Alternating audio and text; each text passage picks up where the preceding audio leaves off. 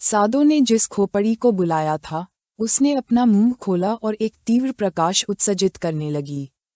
क्रोध से चमकती आंखों से जियांग ने उसे देखना शुरू किया और गंभीर भाव से चमकती बिजली का प्रयोग किया, जिससे उसका शरीर बिजली में बदल गया।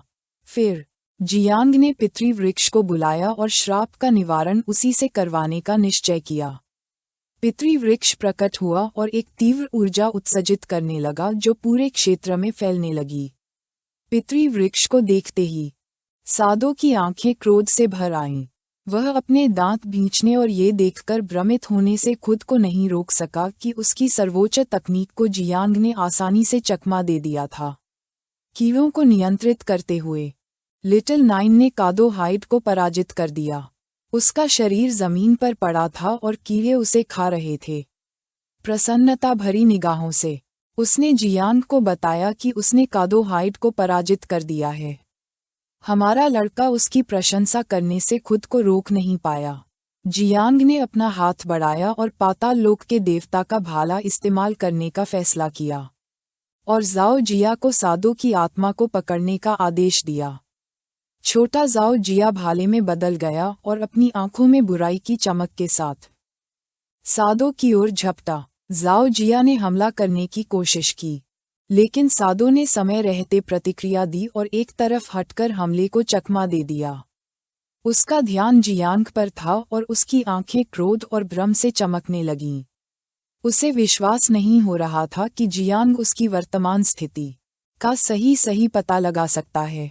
वह स्तब्ध था क्योंकि उसकी छिपने की तकनीक दुनिया में सर्वोच्च स्तर की थी और कोई भी उससे आगे नहीं निकल सकता था। जियांग एक हाथ से भाले को नियंत्रित कर रहा था। उसने दूसरा हाथ बढ़ाया और उसमें से गड़गड़ाहट निकलने लगी। एक जानलेवा नज़र से उसने लिटिल नाइन को कीड़ों को छोड़ने का आदेश दिया। उसने आज्ञा मानी और कीड़ों का एक झुंड सादो की ओर बढ़ने लगा। योद्धाओं का एक समूह बैरियर के बाहर पहुंच गया। ये देखकर कि जियांग अभी तक बाहर नहीं आया है, कुछ लोगों को लगा कि वह मर गया है। उनके अनुसार वह मूर्ख और लोगों की बातों से अलग लग रहा था। कुछ लोगों को लगा कि जियांग मरा नहीं है क्योंकि उसके पास 9 मियाज़मा पंख थे और वह अभी भी इस स्थिति को बदल सकता था। प्रतिद्वंद्वी ने पहले से ही घात लगाने की तैयारी कर रखी थी, इसलिए ये कहना सुरक्षित था कि उन्होंने सभी कारकों को ध्यान में रखा था और पूरी तरह तैयार थे।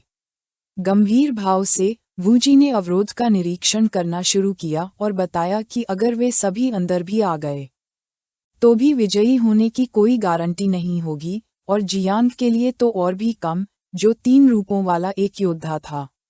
उनके अनुसार जियांग एक प्रतिभाशाली लेकिन बुद्धिहीन लड़का था और गुफाओं के युद्ध क्षेत्र में वह अनगिनत सैनिकों को मार सकता था, लेकिन अगर वह उनके साथ 3 विदेशी द्वीपों को चुनौती देने गया तो वह केवल एक बोझ होगा। वह उस क्षेत्र से दूर जाने लगा और यह स्पष्ट कर दिया कि यह कुछ हद तक निराशाजनक था कि भगवान जियांग वू ने जियांग जैसे किसी व्यक्ति पर अपनी आशाएं लगाई थीं। उसने सभी को अपने पीछे चलने का आदेश दिया क्योंकि यह लड़का इसके लायक नहीं था। योद्धाओं ने सिर हिलाया। डिंग चेनकियू ने अवरोध को देखना शुरू किया और उसे दुख हुआ कि वह जियांग को अकेला नहीं छोड़ना चाहता था। इससे पहले कि वे एक और कदम बढ़ा पाते, अवरोध टुकड़े टुकड़े हो गया। सभी ने मुड़कर देखा और उनका ध्यान उस पर केंद्रित हो गया, जिससे उनकी आंखें आश्चर्य से चौड़ी हो गईं। विस्फोट से धुएं का एक पर्दा बन गया और दुष्ट आंखों वाला एक व्यक्ति प्रकट हुआ और उन्हें घूरने लगा। यह महसूस करते ही उन्हें तुरंत एहसास हुआ कि यह आभा 8 परिवर्तनों में से किसी एक जागृत व्यक्ति की थी। गंभीर भाव से वूजी ने अपनी तलवार निकाली और सभी को युद्ध के लिए तैयार होने का आदेश दिया। डिंग चेनकियू ने भी अपनी तलवार निकाली, जबकि दूसरी ओर क्रोधित निगाहों से नान गोंगियन ने अपनी शक्ति का प्रयोग किया और अपने हाथों में ऊर्जा इकट्ठा करना शुरू कर दिया। जैसे ही धुएं का पर्दा गायब हुआ, कैडो जमीन पर घुटनों के बल बैठा दिखाई दिया और उसके सामने जियांग चेन खड़ा था। डिंग चेनकियू का ध्यान हमारे लड़के पर था और उसकी आंखें आश्चर्य से चौड़ी हो गईं, जिससे वह स्तब्ध रह गया। उसे विश्वास नहीं हो रहा था कि जियांग ने अकेले ही सबको हरा दिया है। नान गोंगेम की आंखें आश्चर्य और उलझन से चौड़ी हो गईं। उसे समझ नहीं आ रहा था कि क्या हो रहा है।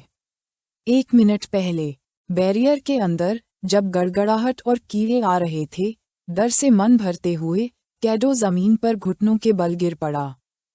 अपने हाथ आगे बढ़ाए और जियांग से एक पल रुकने को कहा।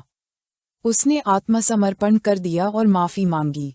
जियांग उसकी ओर बढ़ने लगा और मुस्कुराते हुए बताया कि यह एक पारंपरिक कौशल है। उसने स्पष्ट कर दिया कि अगर कैडो गंदा खेल खेल रहा है तो वह मर जाएगा, लेकिन अगर वह खुद को बचाना चाहता है तो आत्मसमर्पण और माफी मांगना ही काफी नहीं है। एक उलझन भरे भाव से कैडो ने पूछा कि अब उसे क्या करना चाहिए। जियांग की आंखें खुशी से चमक रही थीं।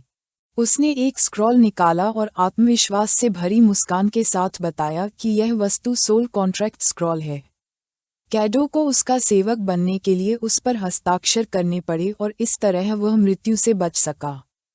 कैडो को संदेह होने लगा क्योंकि एक योद्धा को मारा तो जा सकता है, लेकिन अपमानित नहीं किया जा सकता। जबकि जियांग का शरीर धुंध से घिरा हुआ था, उसने मुस्कुराते हुए वादा किया। उसने सोचा कि अगर कैडो उसका सेवक बन जाए तो वह उसकी सीमाओं को तोड़कर 9 रूपांतरणों तक पहुंचने में उसकी मदद कर सकता है। कैडो उलझन में था। जियांग ने अपना हाथ बढ़ाया और आत्मविश्वास से भरी निगाहों से अपनी शक्ति का इस्तेमाल करके शून्य पत्थर को बुलाया। कैडो का ध्यान उस पर केंद्रित हो गया और उसे ये समझने में देर नहीं लगी कि महान जिया से जागृत लोगों के लिए जागृति की कुंजी दाव ही है। कैडो के सामने एक दरवाज़ा खुलने लगा और उसमें से एक सुनहरी रोशनी निकलने लगी। कैडो ने दरवाजे की ओर हाथ बढ़ाया, यह न जानते हुए कि क्या यही वह दरवाज़ा है जिससे योद्धा 9 रूपांतरणों के क्षेत्र में प्रवेश कर सकते हैं। जियांग उसके पास गया और गहरी नज़रों से उसके कंधे पर हाथ रख दिया। क्षेत्र का दरवाज़ा बंद हो गया, जिससे कैडो की आंखें निराशा से भर गईं। एक जिज्ञासु निगाह से जियांग ने देखा कि कैडो शक्तिशाली बनने के लिए बेताब था। उसने पूछा कि क्या कैडो उसका विषय बनना चाहता है। बिना एक पल भी गंवाए कैडो उसके सामने घुटनों के बल बैठ गया और जियांग चेन का विषय बनने की कसम खा ली। हमारे लड़के ने फिर से स्क्रॉल मंगवाया और विचार करने लगा। उसने स्क्रॉल खोला और अपनी उंगली से कैडो उस पर लिखने लगा।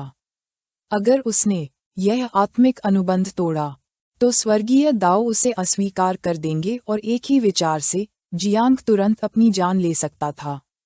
कैडो के आत्मिक अनुबंध पर हस्ताक्षर करते ही स्क्रॉल बंद होने लगा। जियांग की आंखें उत्साह से चमकने लगीं, क्योंकि एक ही विचार से, चाहे कितनी भी दूरी क्यों न हो, वह कैडो को मार सकता था। इसलिए उसने उसे नियमों का अक्षरशः पालन करने को कहा। दृढ़ निश्चय से भरी निगाहों से कैडो ने अपनी मुट्ठी भींची और पूछा कि क्या जियांग सकुरा को ले जाने की योजना बना रहा है। वह कुत्ते या घोड़े की तरह उसकी सेवा करने को तैयार था, बिना किसी हिचकिचाहट के अपनी जान जोखिम में डालने को, चाहे इसके लिए उसके सहयोगियों का सामना ही क्यों न करना पड़े। एक उलझन भरे भाव के साथ जियांग ने अपनी आंखें बंद कर लीं और खांसने लगा। मन ही मन वह बस यही चाहता था कि कैडो सकुरा के अंदर एक जासूस बने। शांत मन से सोचते हुए उसे याद आया कि सकुरा देश में ताकतवरों की प्रशंसा हमेशा से एक प्राचीन परंपरा रही है। शूरवीर के कौशल से बनी बाधा कांच की तरह टुकड़ों में बिखर गई और गायब होने लगी। एक जिज्ञासु निगाह से जियांग ने मुड़कर देखा और सोचने लगा कि क्या पाताल लोक के राक्षस को स्वर्गीय दाव ने नष्ट कर दिया है। जाओ जिया, जो एक भरिंग में बदल गया था, ने बताया कि चूंकि वह 5 सेकंड में बाहर नहीं निकल पाया था, इसलिए उसने पाताल लोक के राक्षस को खा लिया था। जियांग को गुस्सा आने के बजाय यह एक अच्छी बात लगी। सादो ये देखकर सदमे में आ गया कि जाओ जिया ने पाताल लोक के राक्षस को खा लिया है। जियांग ने अपनी आंखें बंद कर लीं और खांसते हुए सादो से सवाल न पूछने को कहा। जैसे जैसे बाधा धीरे धीरे गायब होती जा रही थी, सादो ने कहा कि अब चूंकि कलाकृति नष्ट हो गई है, तो बाधा अपने आप ढह जाएगी।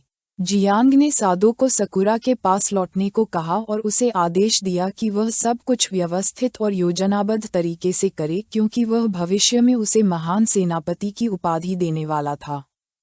सादो ने सिर हिलाया। वू जियाई की आंखें गंभीरता से चमक रही थीं। तभी उसने अपनी तलवार खींचनी शुरू कर दी। उसके लिए यह एक अप्रत्याशित परिणाम था। जियांग उसे घूरने लगा। उसे एहसास हुआ कि उसका आभामंडल बहुत शक्तिशाली था। धुएं का पर्दा हटते ही वू जियाई ने पूछा कि क्या वह जियांग है। गंभीर दृष्टि से जियांग ने सिर हिलाया। वू जियाई को एहसास हुआ कि हमारे लड़के के पीछे वाला आदमी सादो था, जो हत्यारों की सूची में सबसे पहले नंबर पर था। वह ये देखकर हैरान रह गया कि सादो जियांग के सामने घुटने टेककर पूछ रहा था कि क्या वह अचानक हमला करने की कोशिश कर रहा है। जियांग ने बताया कि सादो अब उसका अधीनस्थ था। जियांग उसकी ओर बढ़ने लगा और उससे पूछा कि वह कौन है। वू जियाई ने अपनी बाहें पार करके अपना परिचय फेंग युन वू जी के रूप में दिया, जो ग्रैंड जिया की 781वें संस्करण की प्रतिभाशाली सूची का नेता था। उसके साथ जो लोग थे, वे पिछले संस्करणों में भी शीर्ष 3 में शामिल रहे थे। जियांग को उनके साथ 3 विदेशी द्वीपों के खिलाफ प्रतियोगिता में ग्रैंड जिया का प्रतिनिधित्व करने जाना था। नान गोंग्यान ने गुस्से से भरी निगाहों से डिंग चेंगकू से पूछा कि क्या अजीबोगरीब लोग इसी तरह बात करते हैं। डिंग चेंगकू की आंखें भ्रम से भर गईं। उसे विश्वास नहीं हो रहा था कि जियांग खतरे से बाहर है, और वू जियाई ने उसकी हर बात पर विश्वास कर लिया। उसने अपना हाथ बढ़ाया और समझाया कि सवाल पूछना अवलोकन का एक रूप है। नान गोंग्यान के अनुसार ये सुनकर डिंग चेंगकू का गुफाओं में इतने सालों तक जीवित रहना एक चमत्कार ही था। उसे गुस्सा आ गया क्योंकि उसे समझ नहीं आ रहा था कि वह उसे हर समय चुनौती क्यों देना चाहती थी। जियांग और वू जियाई एक दूसरे को गौर से देखने लगे और उनके शरीर से तीव्र ऊर्जा निकलने लगी। दूसरों के लिए यह असहज था और उन्हें समझ नहीं आ रहा था कि नान गोंग्यान ने उन्हें समझाया या नहीं। चेंगकू के लिए 9 मियाज़मा पंख उनकी कल्पना से कहीं ज्यादा शक्तिशाली थे। जियांग ने अपना हाथ बढ़ाया और वू जियाई की ताकत की तारीफ की, क्योंकि उसकी तलवार ने उस पर अच्छा प्रभाव डाला था। गंभीर नजरों से वू जियाई ने स्पष्ट कर दिया कि वह 6 रूपांतरणों वाला योद्धा है और जियांग केवल 3, लेकिन उसे यकीन नहीं था कि अगर वह जियांग के खिलाफ विद्रोह, उसके लिए यह कोई आश्चर्य की बात नहीं थी कि देवता जियांग वू उसे अपने उत्तराधिकारी के रूप में प्रशिक्षित कर रहे थे। उसने बताया कि 3 विदेशी द्वीपों के खिलाफ प्रतिस्पर्धा में ये संभव है कि जियांग अपने 9 मियाज़मा पंखों का उपयोग न कर पाए, इसलिए उसने उसे सावधान रहने के लिए कहा। उसकी आंखें दृढ़ संकल्प से चमक रही थीं। उसने अपनी मुट्ठी अपनी छाती पर मारी और स्पष्ट कर दिया कि समय आने पर वह जियांग की हर संभव तरीके से रक्षा करेगा, क्योंकि यह उसका देवता जियांग वू से किया हुआ वादा था। चेंगकू उनके पास गया और बताया कि रात होने वाली है। उसने शहर के मुख्य अड्डे पर लौटने की सलाह दी, क्योंकि वहां उनके पास बात करने के लिए पर्याप्त समय होगा। जियांग सातो की ओर मुड़ा और शांत दृष्टि से उसे सकुरा के पास लौटने और योजना के अनुसार आगे बढ़ने के लिए कहा। सातो ने अपना हाथ अपनी छाती पर रखा और उसके सामने सिर झुकाया। जियांग और बाकी लोगों ने उससे मुंह मोड़ लिया और वहां से जाने लगे। राहत भरी नजरों से सातो ने एक गहरी सांस ली। उसके अनुसार वू जियाई ये सोचकर नासमझ था कि जियांग केवल 9 मियाज़मा पंखों के कारण ही शक्तिशाली है। जियांग चलने लगा। वू जियाई 29 वर्ष का था और 6 रूपांतरणों के चरम पर था। जियांग को नहीं पता था कि कीट तंत्र के बिना वह ये लड़ाई जीत पाता या नहीं। अगर महान तियानमेन टूर्नामेंट में कोई ऐसा खंड होता जो कीड़ों के बिना और केवल उसकी अपनी शक्ति के साथ सभी चरम शक्तियों को सीमित करता, तो उसे नहीं पता था कि उसके पास कोई मौका होगा या नहीं। वह अपनी चेतना के सागर में प्रकट हुआ और जाओ चान को ध्यान से देखने लगा। अभी भी 2 महीने से ज्यादा समय बाकी था। उसे अपने कौशल को पहले स्तर से तीसरे स्तर तक बढ़ाना था और उसे याद आया कि पैतृक वृक्ष ने एक और फल दिया था। पिछली बार उस फल ने उसे दिव्यता प्राप्त करने और अपने कौशल को सक्रिय करने की अनुमति दी थी, जिससे 10 रूपांतरणों का मार्ग प्रशस्त हुआ था। जाओ चान एक इंसान में बदल गया और जियांग की ओर उतरने लगा। हमारे लड़के की आंखें जिज्ञासा से भर गईं। उसे समझ नहीं आ रहा था कि इस बार यह फल उसे क्या हुनर देगा। जियांग ने फल उठाया और उसे गौर से देखने लगा। उसे याद आया कि पिछली बार यह फल कियू जियांग के युद्ध क्षेत्र में जाओ जियाई द्वारा एकत्रित की गई बिखरी हुई आत्माओं की वजह से पका था। वह ये देखकर हैरान रह गया कि इस बार यह सीधे पक गया था। जाओ चान की आंखें आश्चर्य से चमकने लगीं, और उसने बताया कि जब जियांग ने सातों को अपना विषय बनाया था, तो पैतृक वृक्ष ने युद्ध क्षेत्र में बिखरी हुई सभी आत्माओं को अपने में समाहित कर लिया था, जिससे फल पक गया था। जियांग ये देखकर हैरान रह गया कि पेड़ खुद ही आत्माएं एकत्रित कर सकता है। जाओ चान ने जियांग को पीछे से गले लगाया। हमारे लड़के ने अपनी आंखें बंद की और फल को सक्रिय कर दिया, जिससे वह चमकने लगा। सिस्टम ने बताया कि उसने कार्यात्मक फल को अनलॉक कर लिया है और उसे स्टील फेथ सील नामक एक विशेष वस्तु प्राप्त हो गई है। सक्रियता के लिए इसकी आवश्यकता थी, इसके देवता को नष्ट करना, इसकी रीढ़ तोड़ना और इसकी सभ्यता को नष्ट करना। इस मुहर का उपयोग किसी जाति या जीवों के किसी विशिष्ट वर्ग पर किया जा सकता था और उनकी आत्मा की उत्पत्ति में विश्वास की एक ज्वलंत छाप उकेरने की अनुमति थी, जिससे इस मुहर को धारण करने वाले के प्रति अटूट भक्ति उत्पन्न होती थी। चाहे स्तर कुछ भी हो, पुनर्जन्म का चक्र कुछ भी हो, पुनर्जन्म हो या प्रजनन, विश्वास की छाप हमेशा बनी रहती थी। यह वीडियो समाप्त होता है। अगर आप लोग अगला भाग देखना चाहते हैं, तो वीडियो को सब्सक्राइब और लाइक करना न भूलें। जियांग का ध्यान सिस्टम विंडो पर केंद्रित था।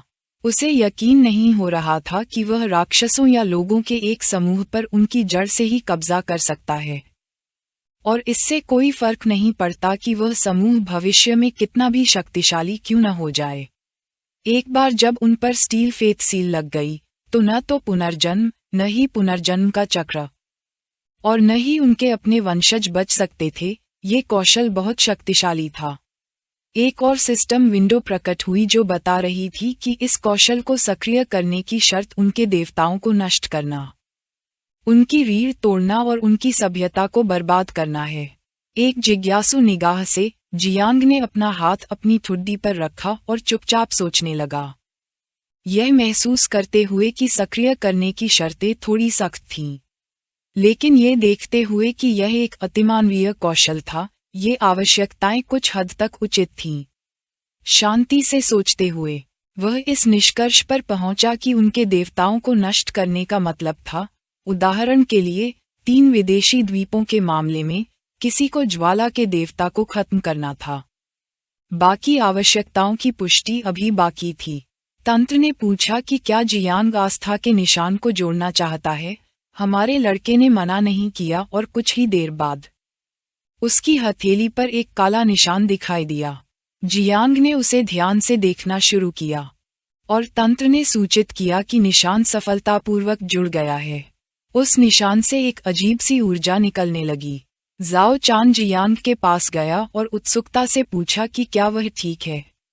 जियांग ने उससे कहा कि वह चिंता न करे, क्योंकि वह बस कुछ सोच रहा था। जियांग ने अपना हाथ बढ़ाया और गंभीर भाव से बताया कि उसके गुरु ने कहा था कि एक बड़ा बदलाव आने वाला है, एक नया युग निकट था।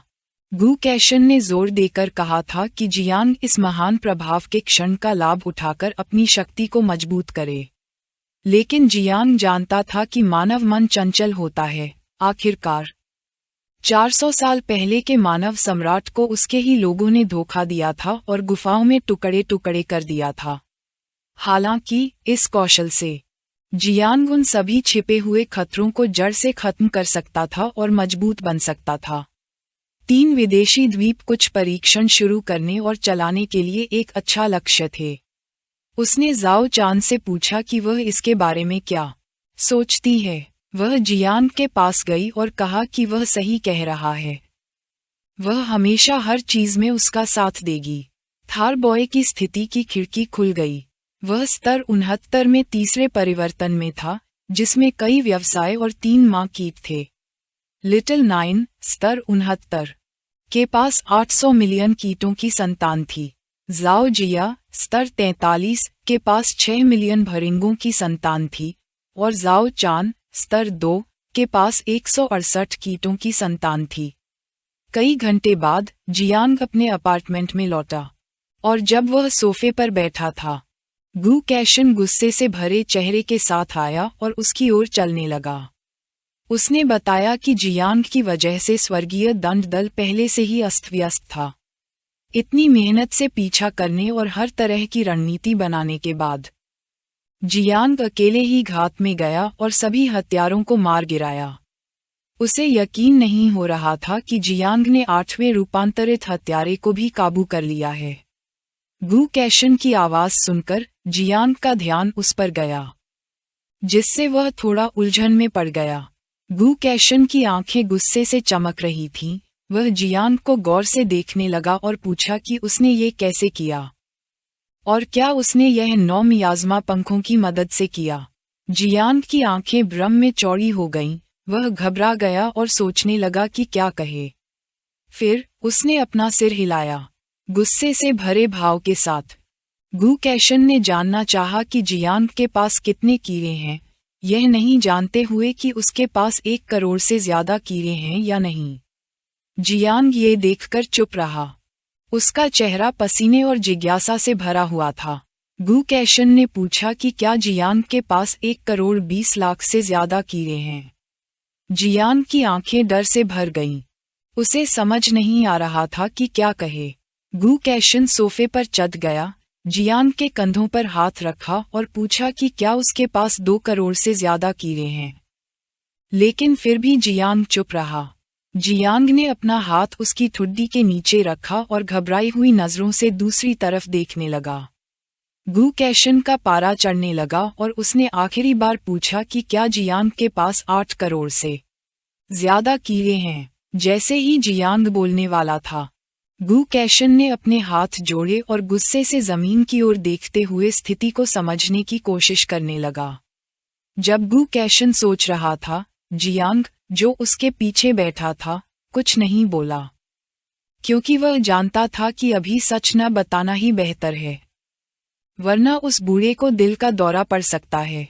गु कैशन जियांग के बगल में बैठ गया और शांत भाव से बताया कि हालांकि महान स्वप्नदृष्टा ने महान जिया से बाहरी जानकारी को रोक दिया था, लेकिन जो खबर विदेश पहुंचेगी उससे पता चलेगा कि जियांग के पास 1 करोड़ से ज्यादा कीड़े नहीं हैं।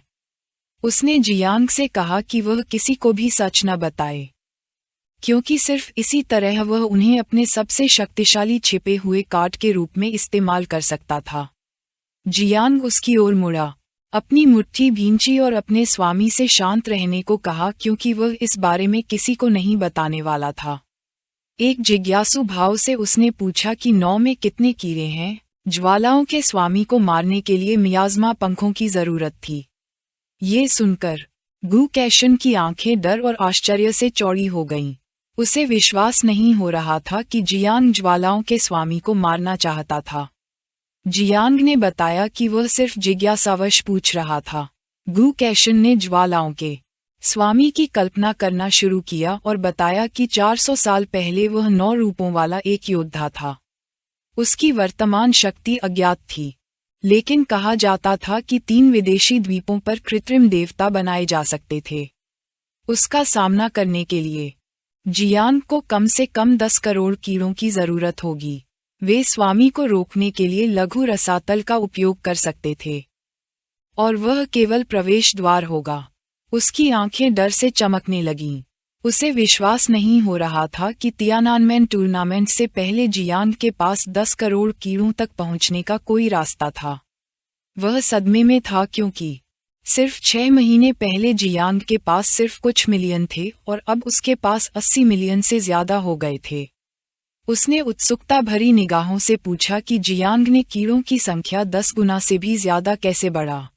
जबकि उसे पता नहीं था कि उन्हें पालना इतना आसान है भी या नहीं। जियांग ने आंखें बंद कर लीं और घबराहट भरे भाव से अपना सिर छूने लगा और बताया कि उसने युद्ध के मैदान का फायदा उठाकर कीड़ों को जंगली जानवरों का ढेर सारा मांस खिला दिया था। गु कैशन की आंखें आश्चर्य से चौड़ी हो गईं। वह खड़ा हो गया क्योंकि उसे विश्वास नहीं हो रहा था कि सिर्फ जंगली जानवरों के मांस से कीड़े प्रजनन कर सकते हैं। उसके अनुसार यह इतना जटिल नहीं लग रहा था। जियांग ने अपना हाथ बढ़ाया और बताया कि समस्या मात्रा की थी। तलवार के देवता द्वारा दिया गया वह खूनी अजगर राजा भी हर कीड़े के लिए एक निवाला खाने के लिए पर्याप्त नहीं था। गु कैशन ने सर्वोच्च सैन्य आदेश का इस्तेमाल करने और पूरे देश को जानवरों का शिकार करने में मदद करने का सुझाव दिया। जियांग की आंखें आश्चर्य से चमकने लगीं और प्रसन्न भाव से उसने पूछा कि क्या वह सचमुच सर्वोच्च मार्शल डिक्री का उपयोग कर सकता है। गु कैशन ने सिर हिलाया और उन्हें जल्द ही आदेश देने का फैसला किया। वह जानता था कि हालांकि 9 मियाज़मा पंखों के कीड़े शक्तिशाली थे, फिर भी इस प्रतियोगिता में जियांग पूरी तरह से उन पर निर्भर नहीं रह सकता था। उसने बताया कि प्रत्येक प्रतियोगिता में 2 राउंड होते हैं और प्रत्येक पक्ष एक मोड प्रस्तुत करता है। पहले एलिमिनेशन राउंड के नियम दूसरे पक्ष द्वारा निर्धारित किए गए थे और निस्संदेह जियांग को किसी भी प्रकार की बाहरी मदद लेने की अनुमति नहीं होगी। जियांग खड़ा हो गया और चुपचाप सुनने लगा। मुट्ठी भींचते हुए उसने गु कैशन के कंधे पर हाथ रखा और दृढ़ संकल्प और आत्मविश्वास से भरी निगाहों से उसे चिंता न करने के लिए कहा, क्योंकि अभी 2 महीने से ज्यादा समय बाकी है। कीटों को पालने के अलावा वह अपने शरीर को भी अच्छी तरह प्रशिक्षित करने का ध्यान रखेगा। गु कैशन गर्व महसूस किए बिना नहीं रह सका, क्योंकि उसके शिष्य ने उसे कभी निराश नहीं किया। देर हो रही थी, इसलिए गु कैशन ने जाने का फैसला किया। जियांग सोफे पर बैठ गया, अपनी ठुड्डी के नीचे हाथ रखा और उत्सुकता भरी निगाहों से सिस्टम विंडो में देखने लगा। अब केवल सर्वोच्च सरदार कौशल ही अपने पहले रूपांतरण में था। उसे चौथे रूपांतरण में आगे बढ़ने के लिए महाप्रतियोगिता से पहले तीसरा रूपांतरण पूरा करना था। अब चूंकि उसके पास 3 दिव्य श्रेणी वर्ग सक्रिय थे, इसलिए फल संवर्धन का प्रभाव धीमा होगा, क्योंकि अनुभव तीनों के बीच साझा किया जाना था। लेकिन सर्वोच्च सरदार मिशन में दूसरे रूपांतरण तक पहुंचने की शर्तें काफी सरल थीं। स्तर बढ़ाने की शर्त थी कि संबंधित कौशलों का उपयोग करके 10,000 जंगली जानवरों का शिकार करना होगा। गंभीर निगाहों से जियांग सोचने लगा, अगर वह अपनी शक्ति को अधिकतम करना चाहता है तो उसे पहले अपने लिए कठिनाई का स्तर बढ़ाना होगा। सर्वोच्च सैन्य आदेश जारी करने के बाद उसे यकीन था कि 9 मियाज़मा पंखों वाले कीड़े फिर से प्रजनन कर सकते हैं, कम से कम 80 अरब। वह जानता था कि कीड़ों के घोंसलों के लिए वह सिर्फ उस पुराने पेड़ पर निर्भर नहीं रह सकता। उसके अनुसार वह रसातल, जहां 8वीं रूपांतरित मकड़ी रानी थी, कीड़ों के लिए एक बेहतरीन मुख्यालय जैसा लग रहा था। उसने उस रसातल में स्तर बढ़ाने का मिशन पूरा करने का फैसला किया। उसी समय दानव नगर में जियाई परिवार में एक आड़ू के पेड़ के नीचे जियाई लिंगका के महान स्वप्न दृष्टा जियांग किगसुआनजी बैठे थे, जबकि जियाई किगसुआनजी के पिता चाय परोस रहे थे। जियांग किगसुआनजी के अनुसार जियाई परिवार को पता था कि कैसे आनंद लेना है, क्योंकि पंखुड़ियां सुंदर थीं। पिता ने बताया कि आड़ू का पेड़ गुफाओं के वृक्ष आत्मा जनजाति से प्रत्यारोपित किया गया था और किसी चमत्कार से वह बच गया था। पेड़ को जीवित रखने के लिए उसे बहुत मेहनत करनी पड़ी थी। गंभीर नजरों से जियाई लिंगका ने होंगिन से यह सुनिश्चित करते हुए जाने को कहा कि कोई भी इस पेड़ को चुराना न चाहे। सम्मान भरी निगाहों से होंगिन ने उसके सामने अपना सिर झुकाया और जाने का फैसला किया, ताकि वे बातचीत जारी रख सकें। जियाई लिंगकू ने सीधे मुद्दे पर आने का फैसला किया और बताया कि एक नया युग आ रहा है और गुफाओं में एक महान युद्ध पनप रहा है। महान स्वप्नदृष्टा ने अपना हाथ बढ़ाया और बताया कि महान जिया के मुख्य मुख्यालय को पूरी तरह से स्थिर करना होगा और निश्चित रूप से उन्हें फिर से युद्ध से पहले 3 विदेशी द्वीपों पर कब्जा करना था, और अब ये चर्चा करने का समय आ गया था कि इसे कैसे हासिल किया जाए। जिया लिंडकू की आंखें गंभीरता से चमक रही थीं। वह चाय की चुस्की लेने के लिए तैयार हो रहा था और महान स्वप्नदर्शी ने बताया कि 3 द्वीपों को वापस पाने का विचार उसने 200 साल पहले रखा था, और जिसके लिए उसने दर्जनों योजनाएं बनाई थीं। जिया लिंडकू ने स्पष्ट किया कि कोई भी योजना अच्छी नहीं लगती, और बताया कि ज्वालाओं का देवता उससे भी ज्यादा शक्तिशाली है। अगर वे उसे नहीं मारते तो वे द्वीपों को वापस नहीं पा सकते थे। जियांग शुवांजी ने बताया कि दबाव बनाए रखने के लिए उसके मुख्य शरीर को हमेशा गुफाओं में रहना होगा। वह बाहर नहीं जा सकता था। महान स्वप्नदर्शी ने अपना सिर अपने हाथ पर टिकाया, दूसरी ओर देखा और स्पष्ट किया कि उसकी शक्ति केवल महान जिया के मुख्य मुख्यालय में ही काम करती है। इसलिए वह आक्रमण करने से ज्यादा बचाव करने में बेहतर थी। जिया लिंडकू की आंखें भय से भर आईं, क्योंकि वह ज्वालाओं के देवता के सामने कुछ भी नहीं था। ये समझते हुए कि वे अकेले यह नहीं कर सकते, उसने चाय का प्याला मेज पर रख दिया और सोचा कि बूढ़े जियांग के पास कोई योजना है और उससे इसके बारे में बताने को कहा। जियांग शुवांजी की आंखें चमक रही थीं, लेकिन उसने उनसे केवल जियांग चेन की अच्छी तरह से रक्षा करने का ध्यान रखने को कहा, ये दिखाते हुए कि वह कोई छलावा नहीं है। वह उनकी ओर देखने लगा और पूछा कि क्या वे ये जानने के लिए उत्सुक नहीं हैं कि जब वह निषिद्ध क्षेत्र पर हावी था तो उसने जियांग चेन को बचाने के लिए हस्तक्षेप क्यों किया। जिया लिंडकू ने जमीन की ओर देखना शुरू किया, और एक जिज्ञासु भाव से महान स्वप्नद्रष्टा ने इसके बारे में पूछा।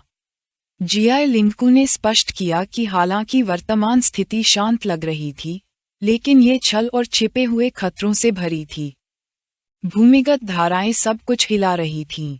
कीड़ों का गुफाओं में फैलना निस्संदेह एक बड़ी हलचल पैदा करेगा, जिससे एक सदी की युद्ध उपलब्धियां खतरे में पड़ जाएंगी। इसके अलावा ये कीड़े एक पैतृक विपत्ति थे, एक बहुत बड़ा जोखिम होने के कारण। उसने जियांग शुवांजी से उन्हें तुरंत नष्ट करने का आदेश देने को कहा। उन्हें नहीं पता था कि कहीं कोई अप्रत्याशित परिवर्तन तो नहीं हुआ था जिसके कारण उसे जियांग चेन की रक्षा के लिए सब कुछ दांव पर लगाना पड़ा। एक भयानक दबाव सहना पड़ा। चमकती आंखों से जियांग शुवांजी ने बताया कि वे सही थे, लेकिन वह इससे ज्यादा कुछ नहीं बता सकता था क्योंकि उन्हें भी इसके परिणाम भुगतने पड़ सकते थे। ये सुनकर उनका ध्यान उस पर गया। वह खुद को एक शक्तिशाली योद्धा से लड़ते हुए कल्पना करने लगा, और बताया कि उस समय एक व्यक्ति 10 साल बाद से उससे मिलने आया था, अपने कंधे पर एक सिकाडा लेकर। क्रोधित दृष्टि से महान स्वप्नदर्शी ने अपने हाथ मेज पर रख दिए, क्योंकि उसे एहसास हुआ कि यह योद्धा कम से कम 10वें परिवर्तन में रहा होगा। जियांग शुवांजी ने अपना हाथ उठाया और उससे कहा कि वह अब और न पूछे, क्योंकि जितना अधिक वह बताएगा, कर्म के बल पर तीनों मर जाएंगे। महान स्वप्नदर्शी शांत हो गया, वापस बैठ गया और पूछा कि क्या मिशन सिर्फ जियांग चेन की रक्षा करना है। शुवांजी ने सिर हिलाया और स्पष्ट किया कि देश की पूरी ताकत से उसकी रक्षा करनी होगी। जियांग की अहमियत को देखते हुए भ्रमित नजरों से जियालिन क्यू ने पूछा कि क्या उसे महान तियानयांग प्रतियोगिता में भाग न लेने देना बेहतर नहीं होगा। भय से भरी आंखों से महान स्वप्नदर्शी ने बताया कि विदेशी 3 द्वीप दिव्य स्तर के प्राणियों का निर्माण कर सकते हैं। फैंग युनवुजी की सुरक्षा के बावजूद उसे डर था कि जियांग चेन पहले ही दौर में मर जाएगा। जियांग शुवांजी ने स्पष्ट किया कि वह बस इतना जानता है कि उन्हें उसकी अच्छी तरह से रक्षा करनी होगी। फिर वह खड़ा हुआ और बताया कि कोई भी हस्तक्षेप नहीं कर सकता, क्योंकि तब जियांग को भी कर्मों का फल भुगतना पड़ेगा। संक्षेप में, उन्हें जियांग की अच्छी तरह से रक्षा करनी चाहिए, उसके साथ हस्तक्षेप नहीं करना चाहिए और उसके साथ सहयोग करना चाहिए। ये कहने के बाद उसने गुफाओं में लौटने का फैसला किया। जियांग शुवांजी द्वेष से चमकती आंखों के साथ वहां से जाने लगा। महान स्वप्नदर्शी खड़ा हो गया और चुप रहा। वहीं दूसरी तरफ जियालिन क्यू ने पूछा कि क्या महान जिया का भविष्य उज्ज्वल है। जियांग शुवांजी चुपचाप सोचने लगा। उसके मन में एक युद्ध की छवि उभरी। युद्ध का मैदान लाशों से भरा था। उनमें से एक तलवार पर लटकता जियांग शुवांजी का सिर भी था। कुछ ही दूरी पर जियालिन क्यू की लाश पड़ी थी जिसमें कई तलवारें धंसी हुई थीं। और उसके बगल में महान स्वप्नदर्शी का पत्थर में तब्दील शरीर पड़ा था। खुशी और आत्मविश्वास से चमकती आंखों के साथ शुवांजी मुड़ा और मुस्कुराते हुए कहा कि महान जेड का भविष्य हमेशा उज्जवल था। यह वीडियो का अंत है। अगर आप लोग अगला भाग देखना चाहते हैं तो हमारे चैनल को सब्सक्राइब करें।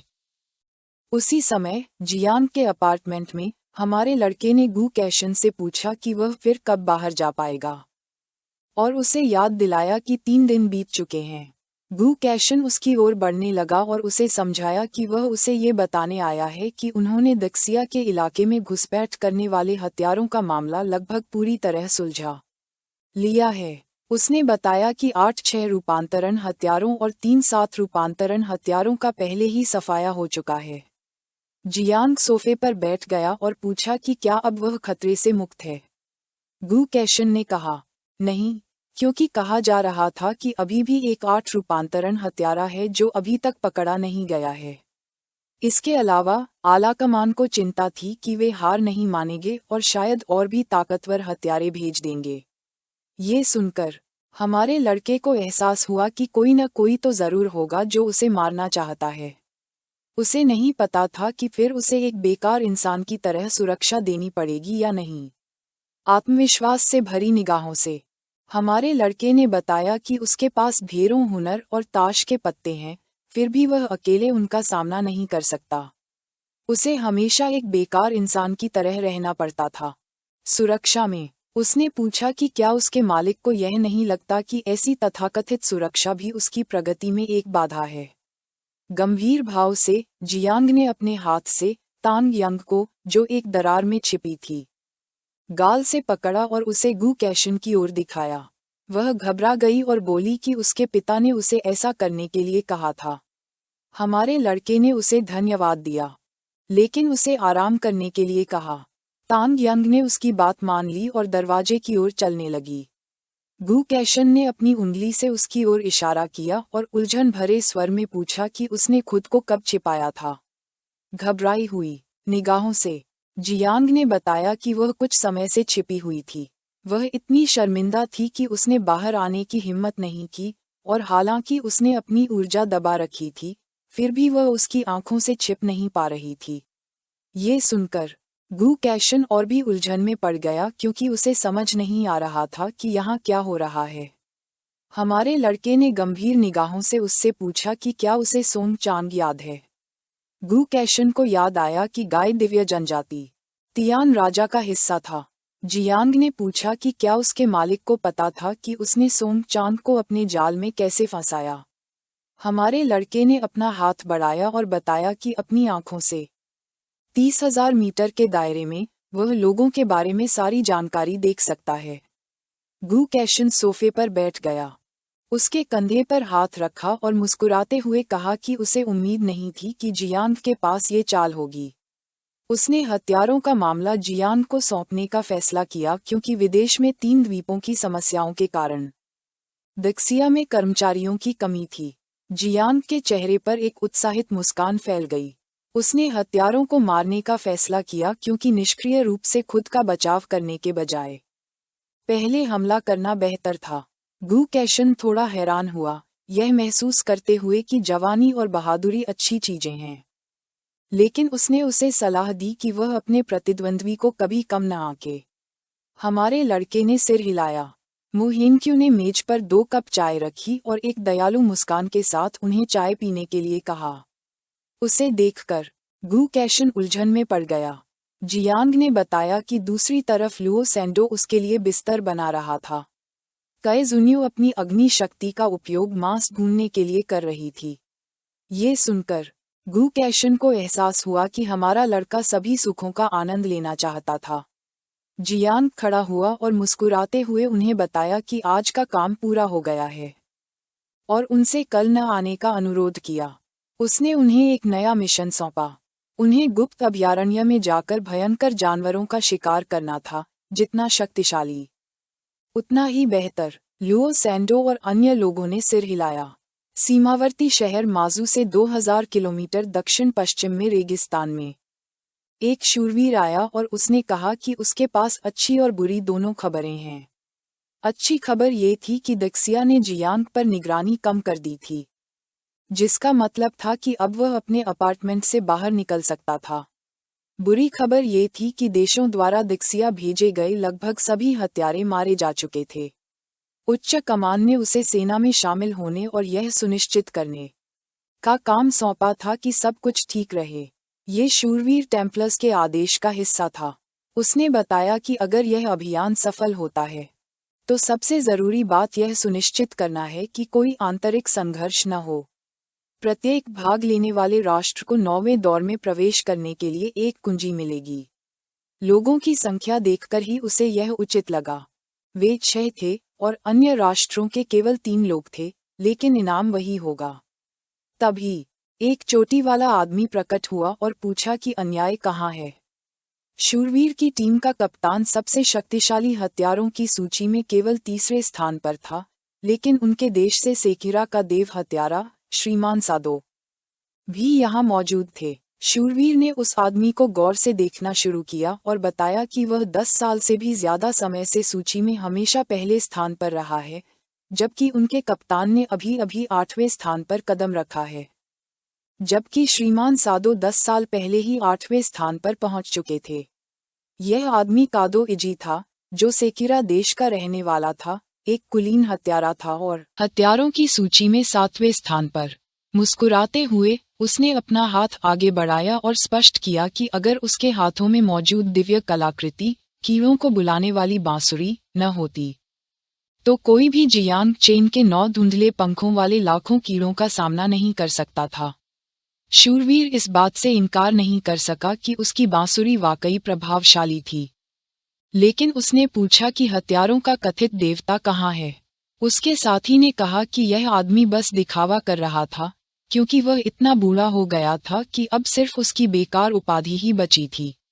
उसी समय किसी को ये देखकर गुस्सा आया कि शूरवीर महान देवता सादो के बारे में बुरी बातें कर रहे थे, और पलक झपकते ही उसने उनकी जान ले ली। वह सेकिरा देश का सादो किचाई था और हत्यारों की सूची में 8वें स्थान पर था। उसने अपनी तलवार म्यान में रखी और बताया कि अब लोगों की संख्या लगभग बराबर हो गई है, और सभी से उसका अभिवादन करने को कहा। ये देखकर शूरवीर ने उसका आदरपूर्वक अभिवादन किया और क्षमा मांगते हुए स्वीकार किया कि अपने आदमियों को ठीक से अनुशासित न कर पाना उसकी ही गलती थी। सादो ने सोचा कि अब योजना और श्रम विभाजन पर बात करने का समय आ गया है। पाक योंजिन नाम की एक महिला, जो एक जादुई क्रिस्टल बॉल पकड़े हुए थी, प्रसन्न भाव से उनकी ओर चलने लगी। वह जमे हुए राष्ट्र से थी और 7वें परिवर्तन के चरम पर थी, रैंकिंग में 5वें नंबर की हत्यारी थी। मुस्कुराते हुए उसने बताया कि उनके देश हान ने महान ज़ेटालुर जियांगचेन की गहराई में 2 हत्यारों को इस स्थान पर भेजा था। वह भीषण ठंड को अपना मूल तत्व मानने के लिए दृढ़ थी, और उसके हाथ में मौजूद क्रिस्टल बॉल जियांग के वज्र कौशल को फंसा सकती थी। सादो उसकी ओर मुड़ा और स्पष्ट किया कि अभी मूल के बारे में बात करना ठीक नहीं है। ये देखकर कि वह दुश्मन को आकर्षित कर सकती है और उसके वज्र कौशल को सीमित कर सकती है, उसने सोचा कि वह कुछ हद तक उपयोगी है। उसने बताया कि 9 मियाज़मा पंखों को उसके देश के एक सदस्य कादो हाइड नियंत्रित करेगा। इसके अलावा झुओ जियुआन कबीले के एक प्रतिभाशाली व्यक्ति ने जियांगचेन को चुनौती देने के लिए अपनी जान जोखिम में डाल दी थी, और उसे पता चला था कि उसके पास एक अंधकार गुण कौशल है जो उसे बहुत शक्तिशाली बनाता है। एक साधु पहाड़ की चोटी पर ध्यान कर रहा था। वह शिवलोक से शर्मा था। वह 7वें परिवर्तन के शिखर पर था और रैंकिंग में 4थे स्थान पर था। जब उसकी आंखें चमक रही थीं, उसने शिव को समझाया कि अंधकार तत्व इस दुनिया में मौजूद नहीं है। इसे नर्क के 9 पातालों से उधार लेना जरूरी था, अगर वे जियांग की अंधेरी दरारों को बंद कर सकें। तो वे उसे भाले जैसे अपने अंधकार कौशल का इस्तेमाल करने से रोक देंगे। सादो शूरवीर के पास गया और गंभीर निगाहों से उससे 2 सवाल पूछने का फैसला किया। वह जानना चाहता था कि 9 परिवर्तनों के अंधकार में दानव से कैसे निपटा जाए। वह जानता था कि यह जगह कुनुन पर्वत के पास है। यह न केवल महान जिया के दिव्य स्रोत का स्थान था, बल्कि गुफा के प्रवेश द्वार से केवल 1000 किलोमीटर की दूरी पर भी था। वह जानना चाहता था कि वे कैसे गारंटी दे सकते हैं कि वे शक्तिशाली शक्तियों को अपनी ओर आकर्षित नहीं करेंगे। शूरवीर ने एक दरार में हाथ डाला और मंदिर से सभी को एक पवित्र वस्तु दिखाने का फैसला किया। उसने एक चमकता हुआ कागज निकाला और बताया कि यह पवित्र प्रकाश का अपवर्तन था, जो उनकी सारी आभा और ऊर्जा के उतार चढ़ाव को रोक सकता था। उसके शरीर के चारों ओर एक धुएं का पर्दा दिखाई दिया। उसने सभी को ध्यान देने के लिए कहा, क्योंकि पवित्र प्रकाश का अपवर्तन पूरी तरह से ढका हुआ था। ये स्थानिक छिपाव के सामान्य तरीकों से अलग था। वे एक दर्पण जगत में थे और कोई भी कौशल उन्हें भांप नहीं सकता था। उसने पवित्र प्रकाश के अपवर्तन को सक्रिय किया और आकाश में एक शक्तिशाली चमक दिखाई दी। उनके चारों ओर एक अवरोध दिखाई दिया। सभी लोग स्तब्ध थे क्योंकि उन्हें नहीं पता था कि क्या हो रहा है या उन्हें दर्पण जगत में घसीटा गया है या नहीं। शूरवीर ने बताया कि अगर वे गुफा के स्वामी को भी अलग कर दें, जो अपनी जिम्मेदारियों के कारण गुफा से बाहर नहीं निकल सकता, तो भी जब तक वे जियांग चेन को पहले दर्पण जगत में लाने में कामयाब हो जाते हैं, चाहे वह कितनी भी बार रूपांतरित हो जाए, बाहरी दुनिया में उसका कोई निशान नहीं मिलेगा। पवित्र प्रकाश के अपवर्तन को दिखाते हुए उन्होंने बताया कि 9 परिवर्तनों वाले अंधकार में दानव से निपटने के लिए जैसे ही वह प्रकट होगा, वे ठीक इसके विपरीत करेंगे। वे उसे अस्थायी रूप से अलग करने के लिए पवित्र प्रकाश अपवर्तन की एक और परत प्रक्षेपित करने वाले थे, और हालांकि यह प्रभाव ज्यादा देर तक नहीं रहने वाला था, लेकिन जब तक वह 10 सेकंड से ज्यादा समय तक फंसा रहेगा, स्वर्गीय दाओ द्वारा उसका विनाश कर दिया जाएगा। वह सादो के पास गया और समझाया कि इससे उन्हें 9 मियाज़मा पंखों, वज्र तत्व, अंधकार तत्व या रसातल दानव की चिंता नहीं करनी पड़ेगी। सादो को एहसास हुआ कि भले ही जियांग चेन प्राचीन देवता का रक्त लेकर अस्थायी रूप से 7वें परिवर्तन तक पहुंचने में कामयाब हो जाए, लेकिन उसे यकीन था कि वह उसे एक ही वार में मार सकता है। उसी समय जियांगन के मुख्य अड्डे पर लोगों की भीड़ आसमान की ओर देखने लगी। उनमें एक सेक्सी महिला और एक छोटी बच्ची भी थी। सब लोग विपत्तियों के सम्राट को महान जिया में टहलते देखकर मैं आश्चर्यचकित हो गया। आसमान में जियांग जहरीली धुंध के ऊपर खड़ा था। वह जानता था कि अगर वह सभी हथियारों को आकर्षित करके उन्हें मारना चाहता है, तो ध्यान आकर्षित करना बेहतर होगा। लिटिल नाइन और जियाओ जिया जियांग के कंधे पर आए और पूछा कि क्या वे कहीं घूमने जा रहे हैं। जियांग की आंखें गंभीरता से चमक रही थीं, लेकिन उसने सिर हिलाया। लिटिल जियाओ जिया ने सोचा कि सड़क पर गुजर रहे बच्चे उनके जैसे ही दिखते हैं और उसने पूछा कि वे सब बैग क्यों लिए हुए हैं। हमारे लड़के ने बताया कि उन्हें स्कूल जाना है। ये सुनकर जियाओ जिया ने पूछा कि क्या वे भी स्कूल जा सकते हैं। जियांग ने बाद में इस बारे में बात करने का फैसला किया और शहर में उड़ना शुरू कर दिया। लिटिल नाइन ने पूछा कि जियांग के मन में क्या है, और हमारे लड़के ने बताया कि वह उनके लिए एक मां ढूंढ रहा है। जियांग का ध्यान उस सेक्सी महिला और लड़की पर केंद्रित था। प्रसन्नता भरी निगाहों से वे हमारे लड़के का अभिवादन करने लगे। सिस्टम से पता चला कि उस महिला का नाम जिन मीजी था, जो जेलिड राष्ट्र की एक हत्यारी थी। वह 6ठे परिवर्तन में थी। वह बहुत आकर्षक थी और उसे हत्या करना पसंद था। उस लड़की का नाम क्वान जिगसुआन था, जो जेलिड राष्ट्र की एक हत्यारी थी। वह 7वें परिवर्तन में थी। वह भेष बदलने, छिपने, भागने और हत्या करने में माहिर थी। जियांग उस इलाके से भागने लगा। अगर वे हमला करना चाहते, तो मुख्य अड्डे पर ऐसा करना बहुत मुश्किल होता। उसने उनके लिए मौके बनाने के लिए कोई सुनसान जगह ढूंढने का फैसला किया, क्योंकि इस तरह वह शहर के लोगों को परेशान करने की परेशानी से भी बच जाता। उसके अनुसार जिन मीजी की आंखें खुशी और द्वेष से चमकने लगीं। जियांग चेन का ठिकाना सब जानते थे, और अब चूंकि उसके पास कोई पहरेदार नहीं था, इसलिए उसने अपनी सतर्कता कम कर दी थी, जो उनके लिए हमला करने का एक बेहतरीन मौका था। उनके वरिष्ठों ने कहा था कि पहले उन्हें खुद जियांग को मारने की कोशिश करनी चाहिए, और अगर वे कामयाब हो गए तो उनके बर्फीले देश की प्रतिष्ठा बहुत बढ़ जाएगी। अगर अंत में जियांग को मारना मुश्किल हो जाता तो वे योजना के अनुसार उसे गोबी रेगिस्तान में घात लगाने के लिए फुसलाते। जब उसने क्वान जिक्सुआन से पूछा कि क्या वह तैयार है, तो उसके चेहरे पर उत्साह साफ दिखाई दे रहा था, और वह जियांग का पीछा करने के लिए पहले से ही तैयार थी। कुछ घंटों बाद जियांग एक जंगल में पहुंचा और कीड़ों को धीरे धीरे उड़ने का आदेश दिया, क्योंकि वह अपने पीछा करने वालों को अपनी नजरों से ओझल होने से बचाना चाहता था।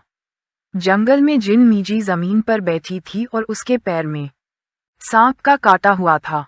आंसुओं से भरी आंखों से क्वान जिक्सुआन ने जियांग से उसे बचाने में मदद मांगी और बताया कि उसे एक जहरीले सांप ने काट लिया है। इस तथ्य के बावजूद कि उसका प्रदर्शन दयनीय था, जियांग जमीन पर गिर पड़ी और उसे लगा कि वे अज्ञानी और गैर पेशेवर हैं। ये देखकर कि जियांग मदद करने आई है, क्वान जिक्सुआन खुश हो गई। जियांग उसके पास गई और जिन मीजी की खूबसूरत लड़की होने के लिए उसकी तारीफ की, और उससे कहा कि वह चिंता न करे क्योंकि वह उसकी मदद करने आया है। ये सुनकर उसकी आंखें खुशी और आंसुओं से भर गईं। जियांग उसकी आंखों में देखने लगा और एक गंभीर नज़र से उसने स्वीकार किया कि उसके दिल में कुछ आ गया है। वह न केवल उसे बचाना चाहता था, बल्कि उससे शादी भी करना चाहता था। जियांग उसके सामने बैठ गया, अपना हाथ अपनी छाती पर रखा और प्यार भरे भाव से उसे अपनी बाहों में आने के लिए कहा, क्योंकि वह उसे अस्पताल ले जाने वाला था। उसी क्षण जिन मीजी ने अपनी पीठ के पीछे छिपाया हुआ हथियार निकाला और वह चमकने लगा। कृतज्ञता भरे भाव से उसने हमारे लड़के को धन्यवाद दिया। क्वान जिक्सुआन ने इस मौके का फायदा उठाकर जियांग पर पीछे से हमला कर दिया और उसकी आंखें चमक रही थीं। उसने उसे धन्यवाद देते हुए कहा कि वह बहुत दयालु इंसान है। जियांग मुस्कुराए बिना नहीं रह सका और उसकी आंखें उत्साह से चमक रही थीं। उसने दिव्य हाथी की मुट्ठी से क्वान जिक्सुआन को अपनी कोहनी से मारा और जिन मीजी के गाल पर जोरदार मुक्का मारा। तभी जहरीली धुंध क्वान जिक्सुआन की ओर बढ़ने लगी। ये देखकर वह घबरा गई और उसे एहसास हुआ कि जियांग ने उन्हें धोखा दिया है। क्वान जिक्सुआन तेजी से भागने लगी और उसने जियांग से उसे न मारने के लिए कहा और वादा किया कि वह उसे अपने सारे छिपे हुए खजाने वापस दे देगी।